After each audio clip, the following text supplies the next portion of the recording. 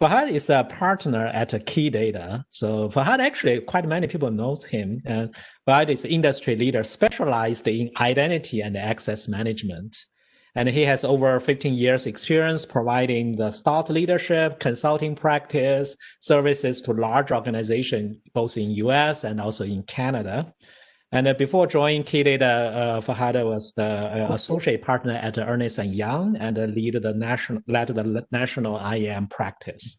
Fahad's topic for tonight is because IAM is one important element about the overall cloud controls. So his topic is solving IAM in the cloud. Perfect. Thank you. Thanks, Brian, for the kind introduction. And I'm happy to be here again. I was here, I guess, in one of your sessions just a few months ago. So happy to be here. Thanks. And as Brian was mentioning, I'm a partner at KeyData. I've been working in this IAM space and cybersecurity, and more specifically, identity and access management for over 15 years. That's all I focus on: identity and access management. And with organizations moving more and more into the cloud, of course, the discussion for identity extended in the cloud as well. So I wanted to bring in the thought leadership about how to manage identity and what are the areas I'm hearing from clients when it comes to identity and cloud. Before going into, so that's going to be my focus of the presentation. Rather than talking about overall security controls, I will have a more specialized focus on identity and access management in the cloud. And let me just make sure I can change the screen. Okay, so before I go into the presentation, I wanted to just spend a brief moment on KeyData. For those of you who don't know about KeyData, so that will give you more context about where I'm coming from. So KeyData Associates is a Canadian leader in identity and access management services.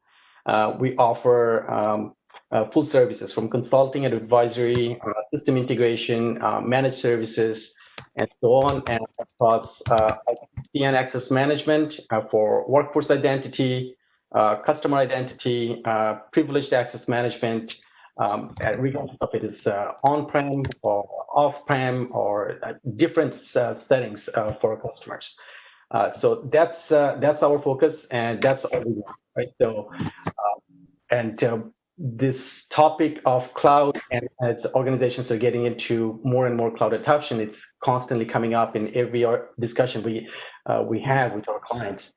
So those are some of the lessons learned from our previous engagements, and also what we're seeing in the industry. I would like to bring those in front of you guys. What's that called? Model. I think there's a. Okay. So I am in the age of cloud, right? So we all know that organizations are going through major digital transformation right now, right? So every single organization is going through digital transformation, and adopting cloud is a key aspect of this digital transformation initiatives.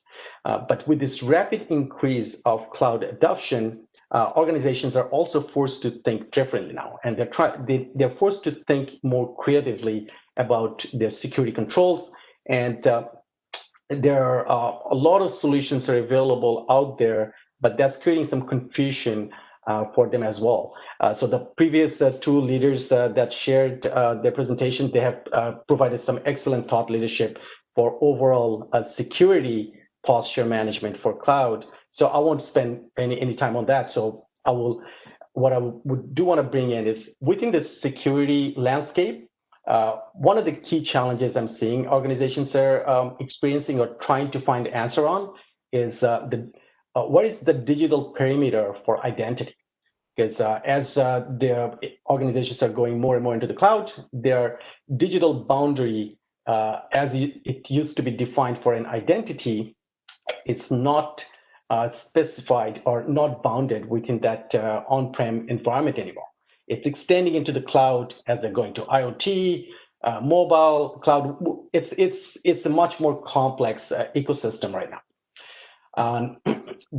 So if I try to simplify identity when it comes to cloud, there are two areas that I see organizations are trying to find an answer for.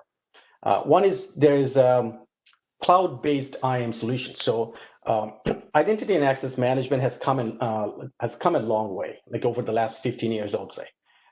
There are some clear leaders in this space, some more mature products out there, but organizations are trying to understand now.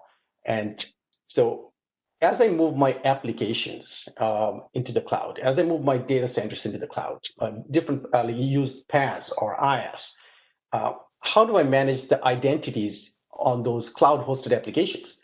Can I leverage this existing tools I had for on-prem, or do I have to buy a new tool? Or if I try to buy a new IAM tool, should I be buying an on-prem tool, or should I be buying a tool that is just only cloud, that only supports cloud? So there's a lot of questions that's coming to their mind, and I will be touching base on some of like what we're seeing in the industry and what are some guiding principles that you can follow, like when it comes to that. So I'll come back to that topic. And the other one is identity management of a cloud-hosted environment. So what that means is a cloud environment, there are users and resources. So there's that are leveraged for more of like an administrative users and resources that is specific to that cloud host. So there are other native solutions provided by the cloud environment, or there are other security tools that can manage those users and resources. But there is still one area and gap, and that the applications or platforms that are getting hosted in that cloud environment, what happens to those identities? Again, who has the responsibility for managing those identities, and what are some of the best practices for that? So that's another element that I'll be focusing on. So let me go to the next one. So the first topic, that the IAM solutions hosted in the cloud, right? So IAM solution providers, they are, as I was mentioning, that's it is a more matured product market environment now, but they're facing increasing demand by customers to support the cloud adoption as well. So the following are some of the key elements, I would say, like when you're picking an IAM solution. So these are things that you should look at or should consider to assess, like that is your IAM solution, like how should it be all cloud or should it be all on-prem?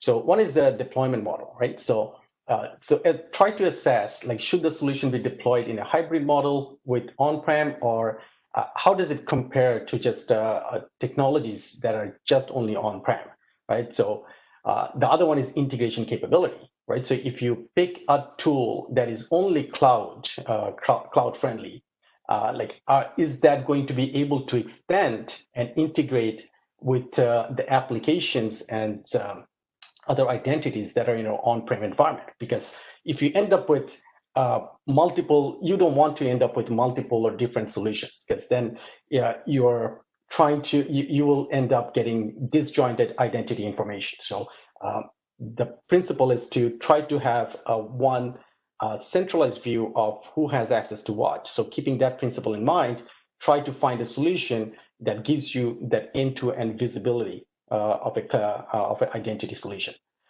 Data residency is another topic that is, if there is a data residency or privacy requirements, is that going to be a concern, or how you can manage that? Most of the IAM solutions, the leading solutions, they have creative solutions around this now. So it's becoming a less,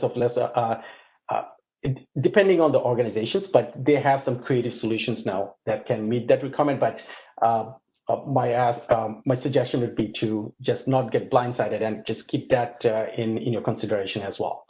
Scalability is a big benefit, of course, that if you host your solutions in the cloud, you will have that on-demand scalability benefit of a cloud solution, and also the cost savings. So when you're hosting something in the cloud, like IAM solution, that what are the cost savings for you in the long run? So that's something to consider as well. So these are some topics I would say that you should consider when you're picking a solution, identity management solution, either to be hosted in the cloud or cloud-based or on-prem based. Now, the second topic, it's kind of connected to the first one I was talking about, is so if you look at this is a nice pictorial view published by Microsoft, actually.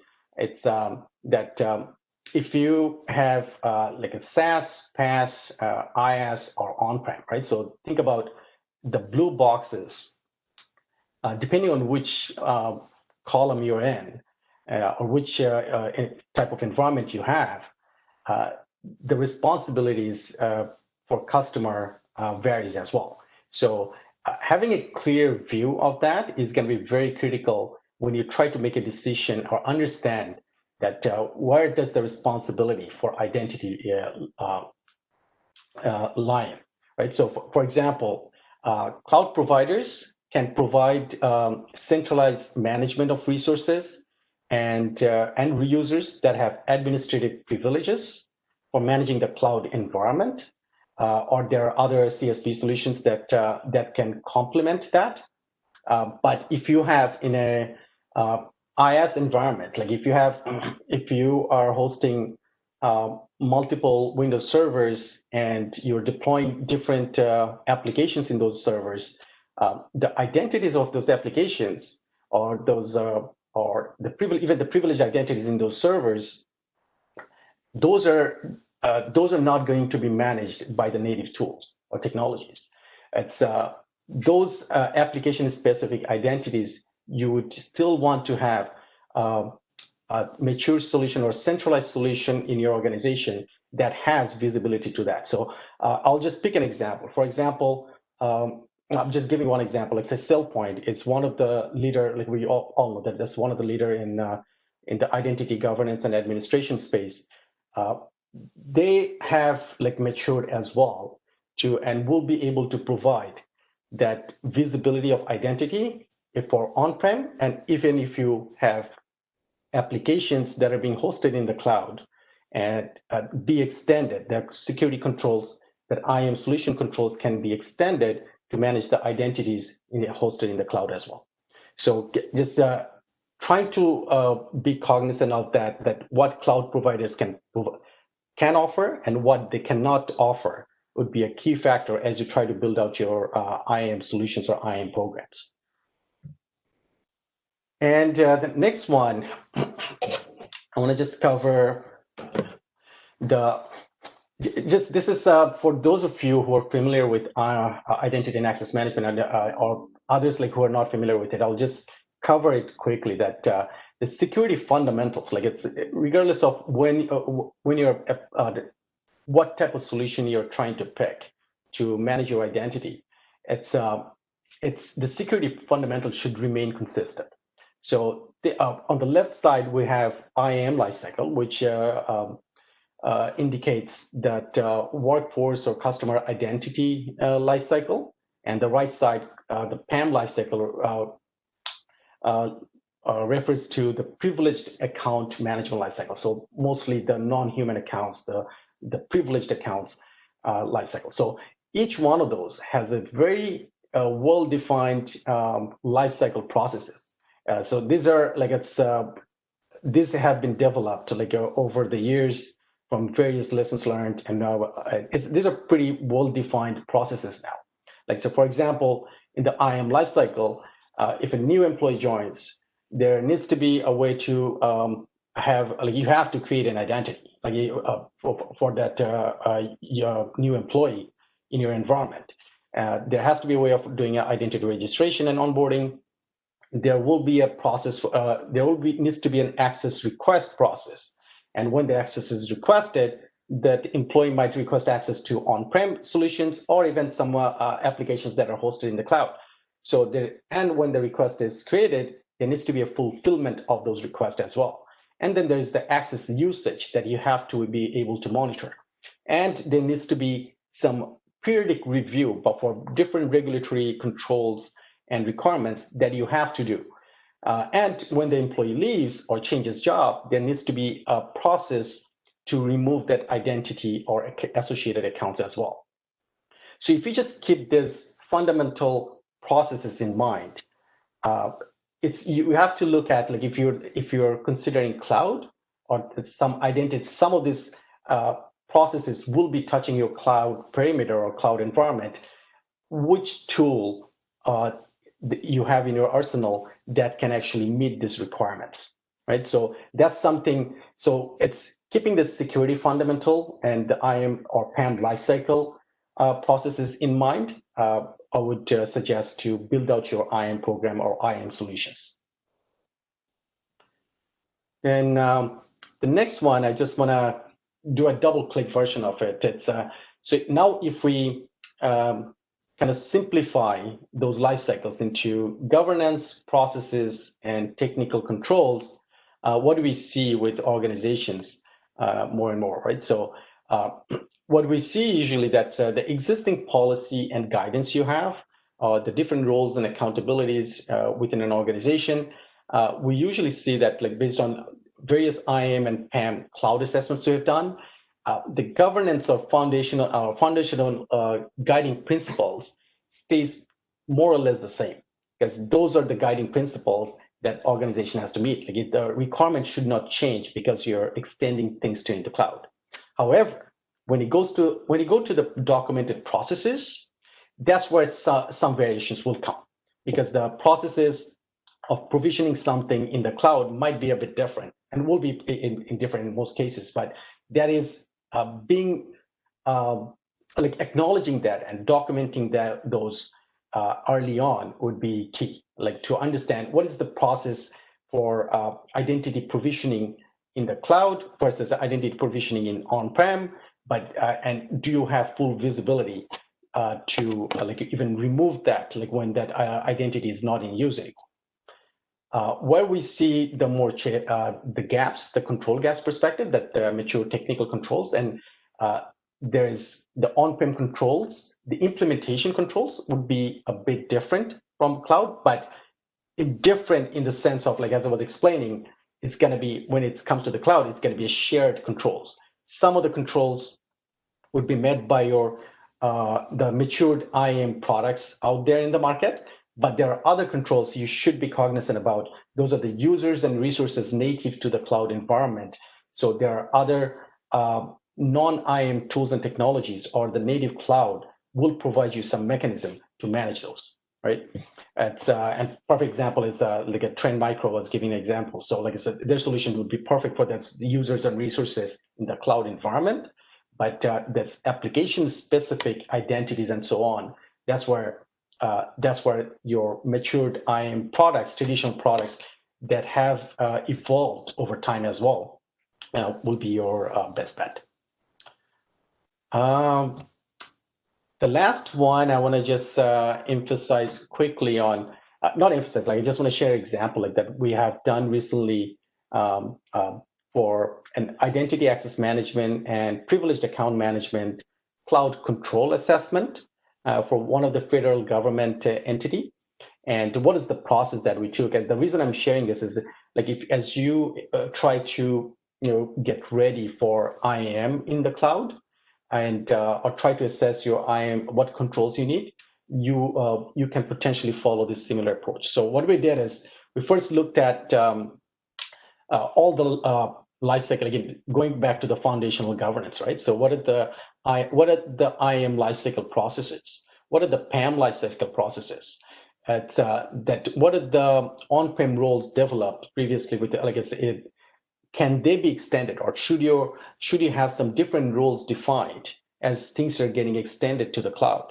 And understanding those processes and seeing if there is any gaps, and then also we also try to map it back to the different required regulatory requirements or controls that are out there to see if there is any gaps against those controls. And then what we did is like ultimately we outlined any gaps that are not met by the native cloud environment, and which ones could be leveraged by extending that enterprise PAM or IAM or MFA or NDM solutions. So that is the approach we took. So taking it from the governance and processes perspective, and then going down to the controls perspective.